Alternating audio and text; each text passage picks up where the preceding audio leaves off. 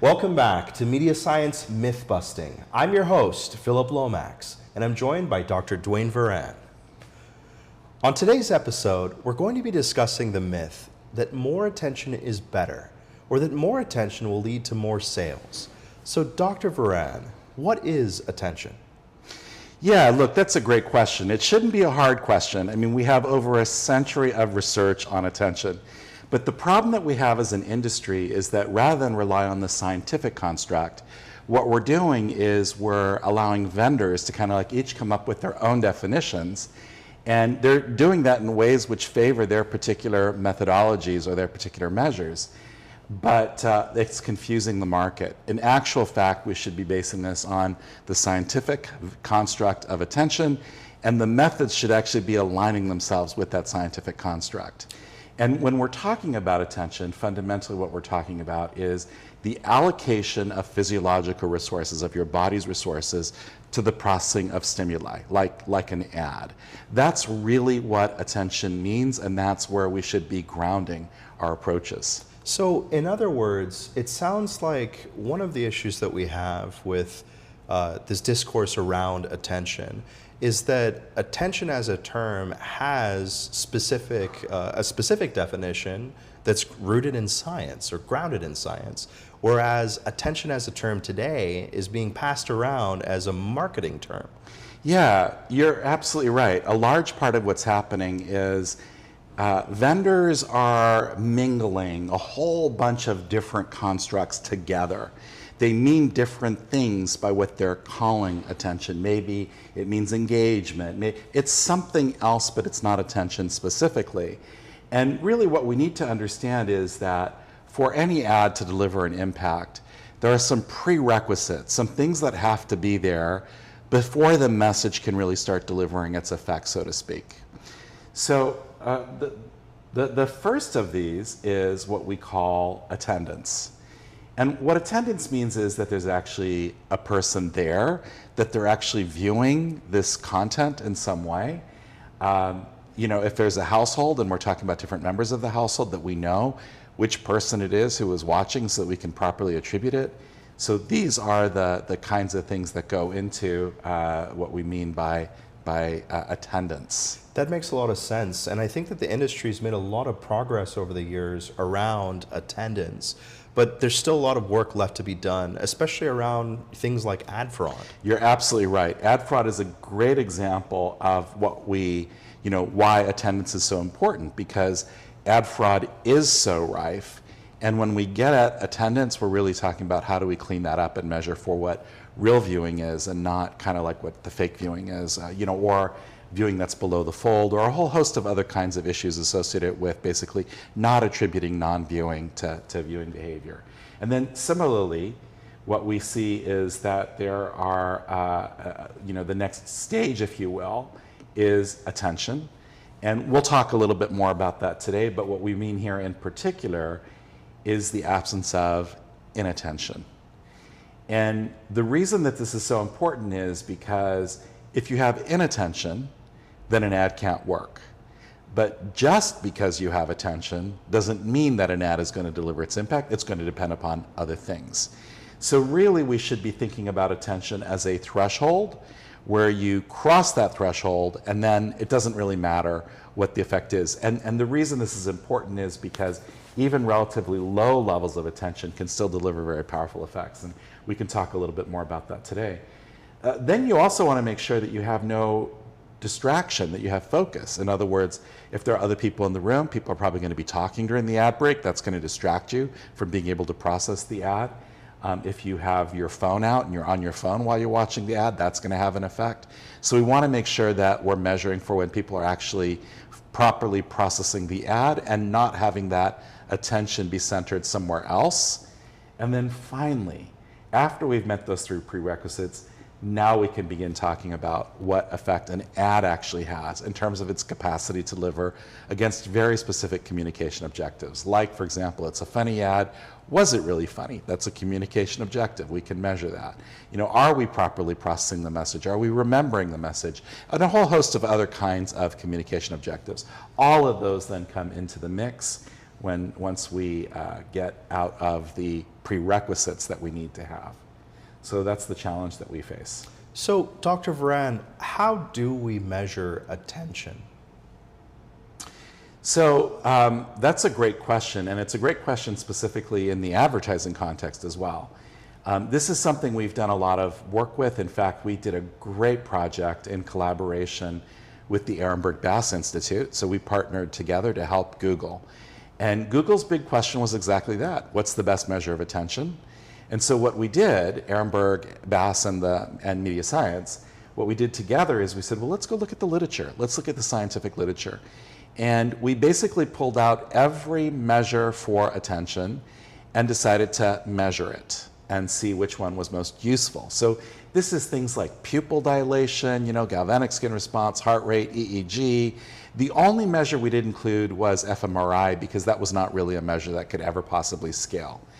So we included these measures, and what we did in the study is we had over 300 ads to start with that were coded by experts for their relative level of attention.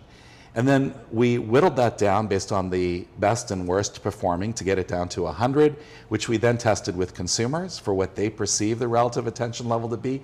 Out of we picked the 8 ads that were most and least attention conducive for the same brands. In other words, 4 brands where we had the data for both high and low attention, if you will. And then what we did was we then tested all these different methods to see which methods were actually most effective in terms of measuring against that ground truth. And for advertising specifically, what we found was the 2 best measures, by far, were EEG and heart rate.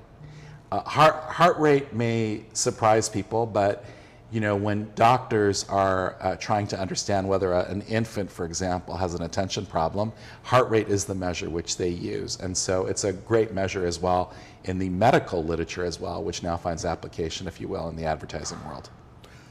I mean, it makes a lot of sense to me, right? I think the difference here is between, telehealth and going into a doctor's office and actually using some proper instrumentation, isn't it?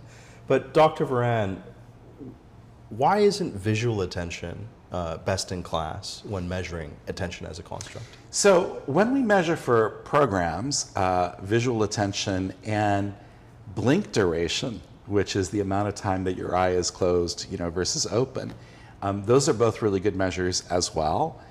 But what's interesting about visual attention is that it's not the measure that people are currently using in the marketing industry. So in the marketing industry, when you talk about visual attention, people are usually talking about eyes on screen. And that was not the measure that we found to be a useful measure. The useful measure was actually visual fixations, which is your eye fixating on different spots. So if you think about it, if you're watching a show, if your eye is moving around, that's a sign that you're actively paying attention. But just because you're staring at the screen doesn't mean that you're processing the information. In fact, you may be what we call looking through the screen. You may be daydreaming as you watch the screen. Or another problem with visual attention is we know from our other measures that you may be paying attention very actively but not looking at the screen. In fact, a lot of television content does not have a lot of change associated with every shot. You might be talking about a celebrity, and so the celebrity's there. You've seen the celebrity, you know who the celebrity is. Might be a night talk show or whatever. And so you don't have to continue looking at the screen to understand what's going on. And so people are very actively processing what's happening without necessarily looking at the screen. So visual attention is not really a good measure of attention. Dr. Varan, I think what's floating around the industry right now is that more attention will lead to more sales. But is that, in truth, is that accurate? Yeah, so it's actually not an accurate assumption for a lot of reasons. Let me just tease out what you said in terms of 2 different parts. One, more is better, and the second is sales. Because you're absolutely right. Vendors are going in the market, giving data to publishers who say, oh, we're better than the other guy. We score 134 on the index. Our competitor scores 120. It's just nonsensical. It's not actually meaningful. And the reason it's not meaningful is because, as I was saying at the beginning, attention is a threshold. If you don't have attention, that's a barrier. But once you get attention, it's about everything else. more or less at that point doesn't really matter. Oftentimes, if you think about it, you don't want the audience sitting down kind of like in this lean forward, actively kind of like thinking. You know, what we're trying to do is we're trying to get people to relax. We're trying to get people to enjoy the content, right? And that's often a low attention threshold rather than a high attention threshold kind of event. So we don't understand attention properly when we think that more attention is the key. It's not more attention. It's just attention, above which it really doesn't matter whether you're talking about lower levels or higher levels of attention. But then we come to the second part of the construct that you raised, which is what's its relationship to sales. And this is a massive misunderstanding in the marketplace. More attention does not lead to more sales. That is a fundamental construct fallacy. And let me give you an example to help illustrate this. Let's say that MediaScience had a division which was an insurance brand, MediaScience Insurance. And we wanted to create an ad. And what I'm visualizing for this ad is I'm visualizing, you know, Sean Connery. You know, he's now passed away, but let's say we filmed this before he passed away. We have Sean Connery, and he's in a library, and he's smoking a pipe, and he's talking about the power of reading and the power of knowledge and how incredible it is. And he turns to the camera, and just at that moment, somebody walks across the screen and puts a pie right in Sean Connery's face, just as he's giving this very eloquent speech. Somebody comes and slams a pie in his face. And then up comes the title, and the title says, MediaScience Insurance. You know, we're there for you in those moments that you need us, or something like that, right? Now, this ad may in fact get an enormously high level of attention. I mean, just think about it. You know, that particularly that moment where the pie goes in Sean Connery's face, that might be very attention kind of rich, right? And so people might look at it, really pay attention. However, I would argue it's unlikely that that particular ad is going to lead to sales. When people are talking about it, they're going to be talking about the pie in the face. They're not going to be talking about MediaScience Insurance. Now, if you argue that our measure should actually penalize that ad because it's, you know, poor sales predictive, then you don't have a measure of attention. So this is the problem. It is a fundamental fallacy to link sales and attention. It's true that if you don't have attention, you're unlikely to have sales, but just because you have attention or because you have more attention has no relationship to the consequent sales. So that's a fundamental fallacy. It makes so much sense to me, and I've been so lucky to be able to study under you, you know, over the past couple of years. Collaborate. Indeed, collaborate with you and design experiments myself. It all comes back to storytelling, and storytelling that's related to key communication objectives. Absolutely. Right? And attention is a gate. We have to pass through the gate, and afterwards, we have a lot of storytelling to do to convince audiences and create memory structures. So what are the next steps for our initiatives with attention as a construct? Yeah, so the interest in attention is fantastic, right? The problem is not that we're interested in attention. It's the way that we're tackling it that's problematic. And in particular, the way that we're mingling together different ideas and collectively calling that attention. We need to tease those out because the way to measure for each of those is slightly different. So for example, if we were teasing out attention from distraction. Now, if attention is a 10%, if you will, of the problem equation, distraction is more like a 30% part of that equation. It's a far more meaningful, far more effective kind of like component of that equation. So we really need to be teasing that out and talking about, okay, well, is the ad getting past that attention threshold? And how do we measure for whether other kinds of distraction were present in the room? And so now when we start talking about very specific types of distractions, we're going to lead to different measures. So for example, it could be that we're talking about, for co-viewing, it could be that T-Vision's data could be really useful just for talking about the incidents in which co-viewing is or is not present.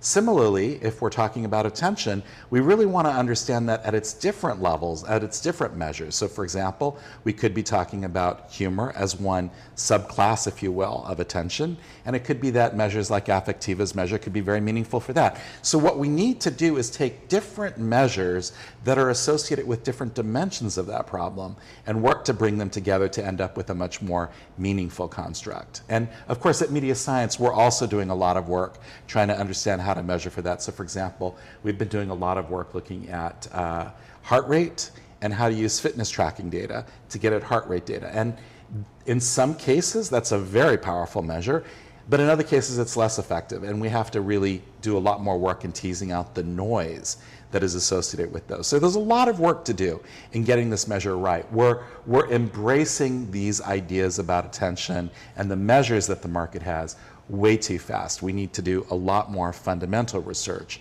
to really get the proposition right. I imagine that some of the vendors within this space would say, we have done our own validation, right? But I'm also aware that you've been spearheading a lot of different initiatives to try to help the entire industry validate these measures.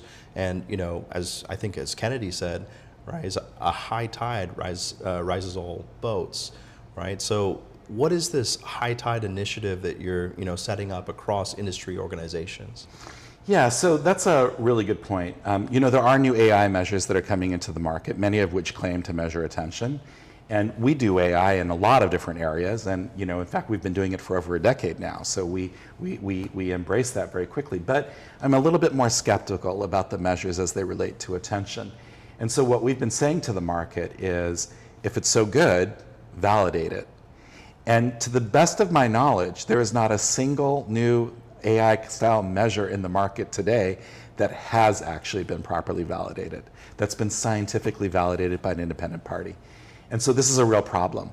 As an industry, we should not be using measures that have not been validated. We should not accept the propositions for measures that have not been validated. And so this is the dilemma. And we certainly have encouraged the ARF. We've been pushing the ARF to do some validation work, and they have been tackling it. Unfortunately, I don't think the design of that validation is really what you would call scientific. It's a little bit at an earlier stage of just trying to understand the differences between the different propositions that are out there. So what we have started to do is we have actually launched our own proper scientific validation in collaboration with the Ehrenberg Bass Institute. And we have 6 vendors so far who are participating in that initiative, and we have a few more who we're waiting for their data for. Once that's done, we will have some really interesting insights to share around what the validity of so many of these new measures really are. Well, I really look forward to seeing that validation initiative. I want to circle back regarding AI, Dr. Varan. So why is it critical to train machine learning models on the type of data that we collect in our laboratories as compared to data that would be collected on things like a webcam, as an example?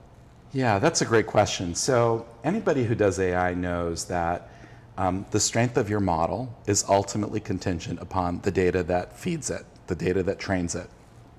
And a lot of the data that is training these attention models is what I would call sloppy data, messy data. And the reason for this is because the good data is more expensive, better, harder to collect.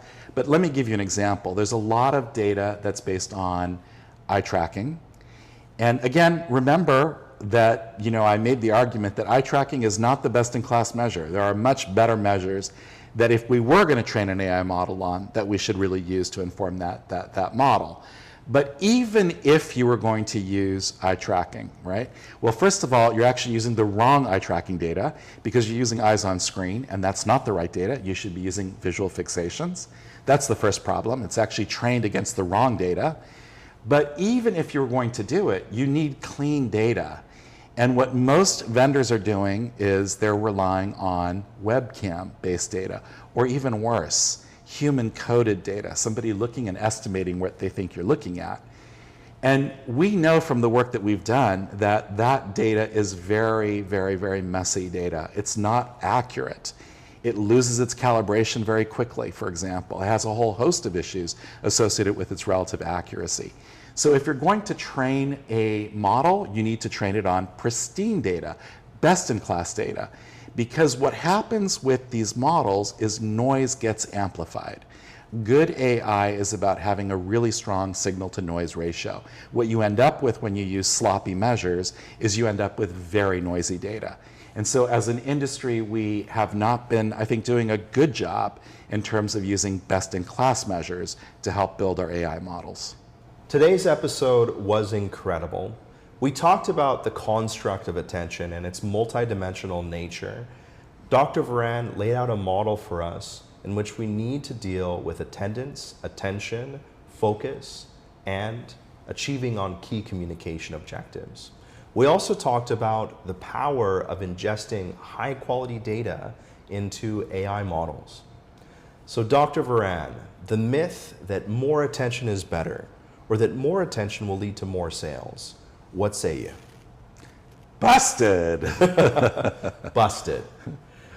Until next time, I want to thank you for joining us. I'm your host, Philip Lomax. This is Dr. Dwayne Varan, and we'll see you on our next episode of Media Science Myth Busting.